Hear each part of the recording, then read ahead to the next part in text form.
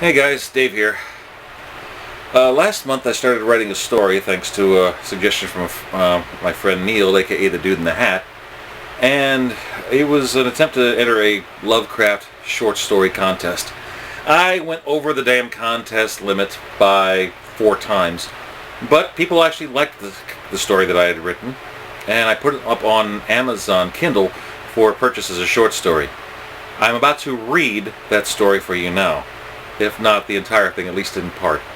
So, if you like the story, check out the link down below in the description. You can find out when to purchase it, and also keep an eye out because there might be giveaways for it as well to check it out for free.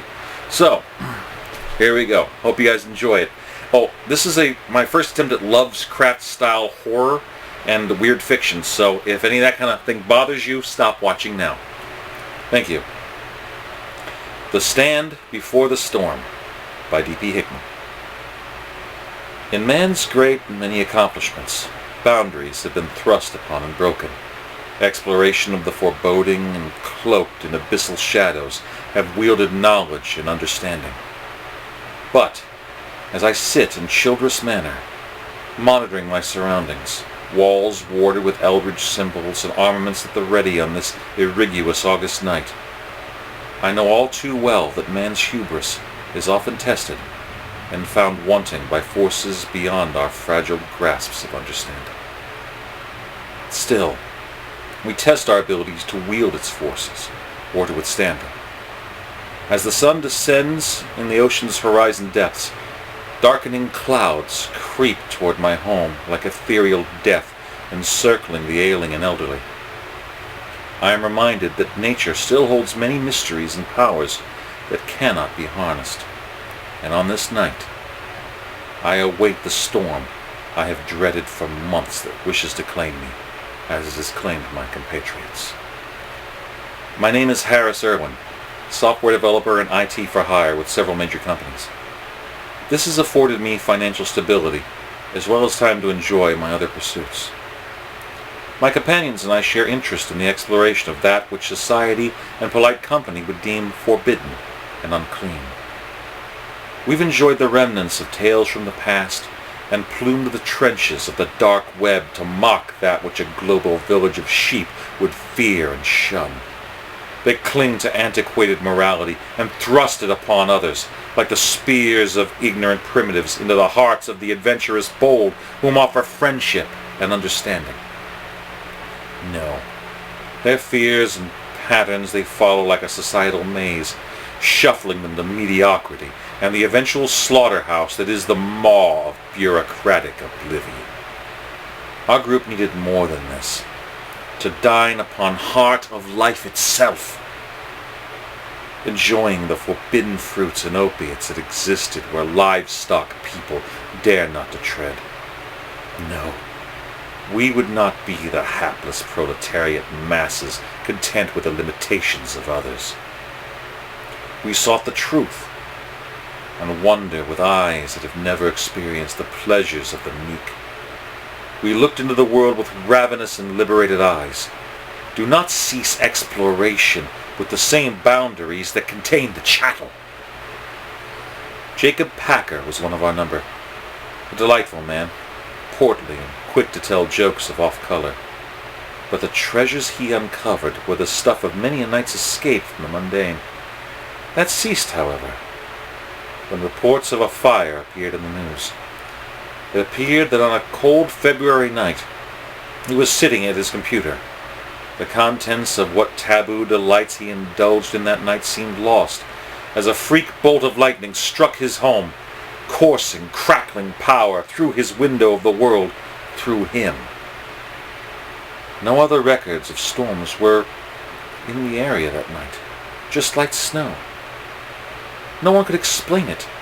Freak weather, perhaps, or perchance the wrath of a spirit or god. No, this seemed foolish. Let lesser men fear such superstitious nonsense. After all, it is the place of man within nature to stand before such tomfoolery and expose it to the light of day, evaporating away like the morning dew in the presence of Saul. Alas, Nature can unleash power that can confound the wise. The numbers of our group are scattered throughout the country. We correspond through the internet in secured lines of contact. This was my specialty. And with our occupations shackling us to the mundane for a short time, we could not egress to pay our final respects in person. Of our number, only Isaac Christians could attend. A young man that Jacob himself had brought into our number. He had grown into a fine young man, curious and eager to explore with the rest of us.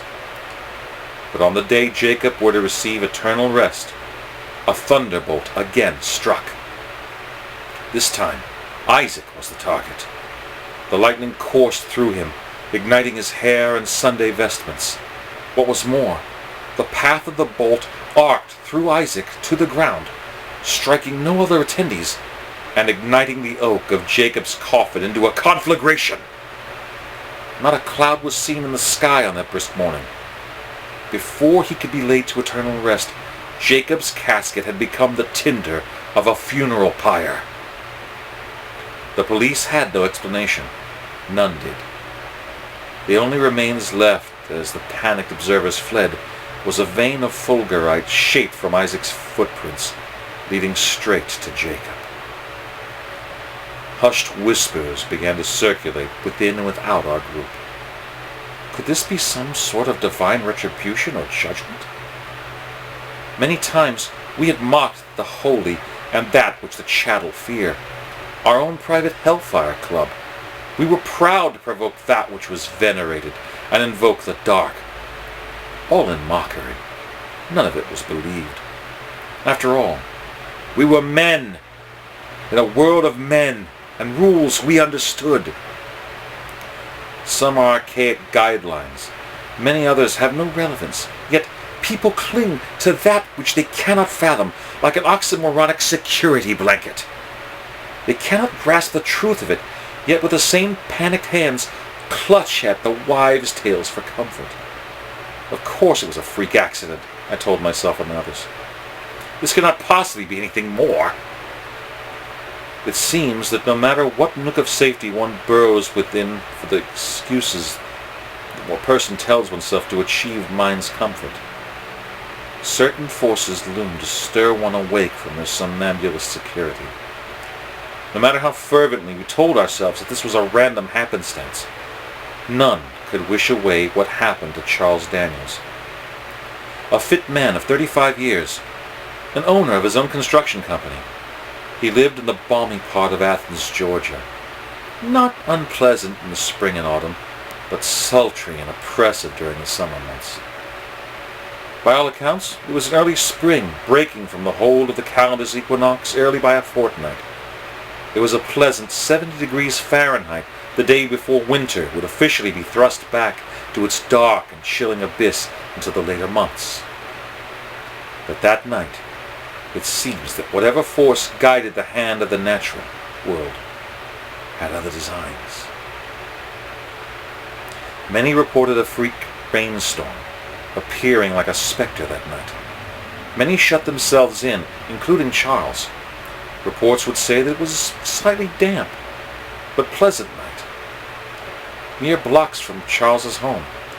However, it was the light of morning and the sanitation workers' rounds for collecting refuse that alerted the authorities. For all the homes on that street, only Charles was found to have been thoroughly frozen through and through. Signs of strong winds and shingles strewn from his roof, frozen and trapped by ice in mid-flight. His door thrust open, and Charles's lifeless body was found in a queer state, in his bedclothes, on his knees, hand up in defense, his face frozen solid with the rest of him, in an eternal gaze of terror. His flesh frozen to the floor. The hardwood he himself placed in his home had to be cut with surgical precision to remove his corpse from his home for autopsy. The will and existence of a century's winter visited him in the space of a single night.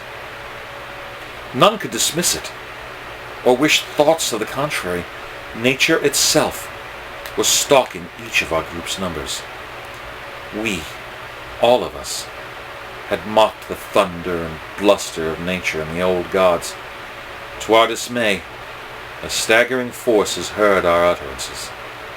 Whatever its name, we are stalked by the very air we breathe, the elements that give and replenish life. We find ourselves chased by the storm, and its wrath is unrelenting. One by one, our group's numbers were stalked and struck down. Lightning strikes, sudden bursts of winds driving vehicles into man-made trees of concrete and steel. A trio gathered together, believing in strength of numbers. This proved folly, as their toilets seemed to rupture and overflow. Then a surge of power struck them simultaneously, as they attempted to escape the flow of indignant water and waste. The poetry of one's bile and filth returned to them would have been hilarious had it happened to strangers. For the rest of us, it was a foreboding. What refuge or safety was left? The police? No. They enforced the justice of man's law, not nature. Besides, the core of our club's activities would be deemed unnatural and somehow deserved of this ever-approaching horror. We were outside of the jurisdiction dealing with the oncoming storm. It felt better that way. Besides, alone, we were spread out, buying the others precious time to secure ourselves and to attempt researching to appease the consciousness of whom we had offended. Out of all my compatriots, it was I who secured the greatest stronghold of us all. I purchased Childress Manor 2 years ago. Although not a striking plantation, nor replication of a Scottish castle, this structure in Cedar Key, Florida, appealed to me. Despite its minimalist and angular appearance, this domicile was constructed to the modern fervor of apocalyptic preparedness. Too many had come to dread and fear the end times, their imaginations running free like a pack of ravenous wolves stalking their prey, ever present yet unseen by the light of campfire. Nightmares of nuclear winter, government uprising, mass extinction plagues that would dwarf the count of the Black Death. The one we thought most laughable was the Hollywood-perpetuated hysteria of the flesh-eating revenants, rising from their graves to feast upon the warm flesh of the living, cursing the inflicted to expire and reanimate as one of their number.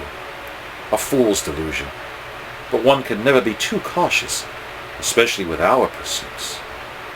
For a medium 6-digit purchasing price and stored funds from my investments, I acquired the thrice-storied home for both my winter refuge and summer getaways. Boasting its security, it was a delightful domicile of contradictions. Were it in a metropolitan area and not surrounded by woodlands on a small island, the blue-gray galvalume walls would barely be eye-catching in its external elegance. Entering its double-locking ship's door, you see a modern masterpiece of artful architecture. However, their sturdy construction was only the beginning of its charms. Some would appreciate the recycled glass tiles in the bathroom, but the submarine-proven marmoleum in the kitchen flooring? This structure had been rated against the storms of the greatest intensity, with windows not made of glass, but rated polymers capable of withstanding the barrage of missiles, much less strewn debris. I threw a hurricane party in the summer of '08 with my companions. Fully stocked, comfortable, and withstanding the rage and fury of an F4 rated Tempest. It was the epitome of shelter and refuge of an otherwise dismal world. Once purchased, I commissioned a company to paint the steely exterior with a fashionable material used both in the protection of a proud southern roughneck's pickup truck bed, as well as the reinforcing walls of various government embassies. A fashionable emerald manor camouflaged with its natural trappings. This is the penultimate of strongholds one can purchase on a moderate budget. The only structure more sound would be the mansions built from retired military missile silos. Childress Manor is a testament to the ingenuity and will of man. There is no other refuge more perfect for my stand against the thrice damnable cannonade stalking us. I spirited myself away to my reinforced sanctum, stockpiling supplies, foodstuffs, amenities, the best of weapons and plans that the dark web could supply.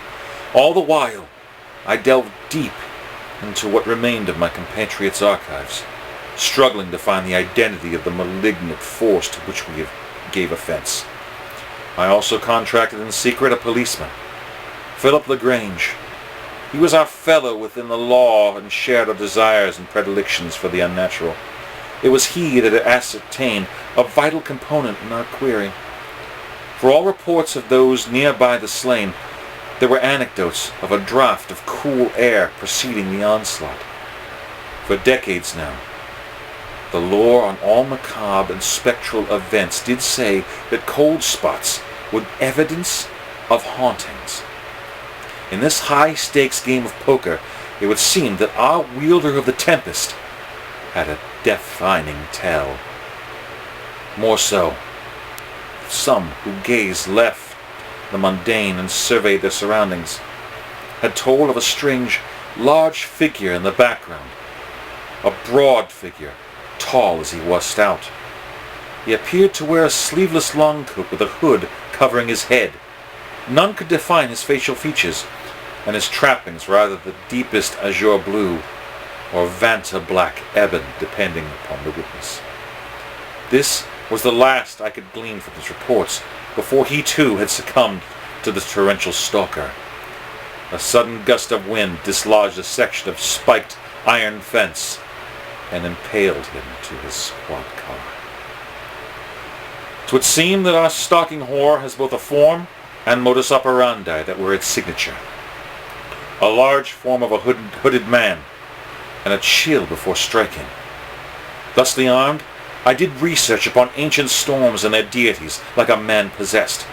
No exact matches were found, but I could find only two of the old ones that were defined by the mastery of the maelstrom. Mortlai, a great old one, named the Storm of Steel. His visage was a floating orb, centered within a vortex of apparent metal blades. The other was Nyarlathotep, a servitor for whom did not slumber, and had the countenance of 1,000+ forms in Kenya. He is the Black Wind. In others, the Black Man with Caucasian features. Still another, he was the Dark One, a tall, faceless man who could penetrate any wall or barrier. With this knowledge of forgotten and lesser deities of storms, I prepared myself. I purchased eldritch manuscripts, purloined data, acquired ingredients and components. I removed the art from my manor's walls and crafted sigils and wards, many tainted with my own blood. I wrote and spoke the words of tongues long forgotten, some which surely were not meant to be spoken by man. No deity or devil, no spirit nor storm, no messenger or angel could pass through these walls. Man gives power to such tulpas through our worship, fear, and imaginings. Today, man takes back the power it has given to such shadows and illusions. But more, surely, if it must take mortal form, then its corporeal nature can be vanquished. If cold is its telltale sign and necessity, then perhaps cleansing fire is its weakness. Once again I armed myself with specific purpose to counter this maleficent force.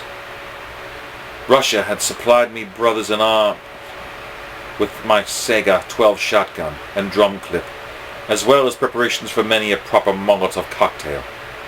Not the usual fare I partake of from the steppes, but my approaching guest was of unique taste.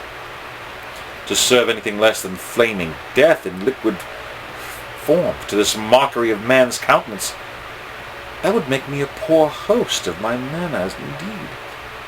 Within the saga, I had armed the legendary Dragon's Breath rounds, made illegal in many states, but man's laws will not stop me from defending myself from that which uses the laws of nature to its whim. Friday, August 13th, 2010. Surely, as the sun did set, the rain entered the boundaries of my estate. A gentle storm at first. Were it not the wielder of the storm I did dread, one could be lulled into the embrace of sleep. But I dared not, for I was haunted by restless terrors.